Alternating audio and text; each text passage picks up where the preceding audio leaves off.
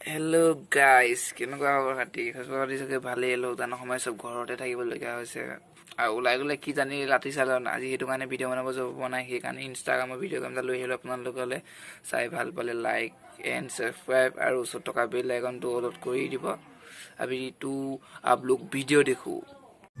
সপোনতে আহি ধৰিবা সাৱতি মৰমে চুমাকি নিবিড় নিৰলে তুমি।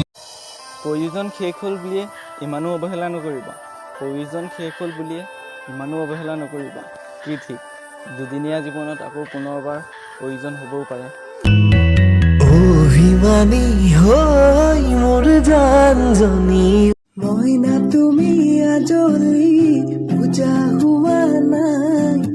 লাহে লাহে জানিবা সকলো কথাই মইনা তোমাক বহুতেই।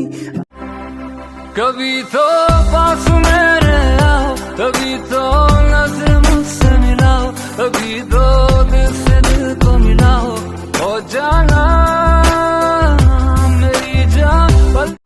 যদি মৰম আৰু ভাল পোৱা ধনেৰে কিনা হয়, যদি মৰম আৰু ভাল পোৱা ধনেৰে কিনা হয়, তেনেহ'লে সঁচা প্ৰেম অৰ্থহীন। কাষতে মোৰ বহিবা তোৰ দুচকুৰ ধুনীয়াই মোৰ কলিজা খাই। তই অভিমান কৰিলে মৰম লাগি যায়।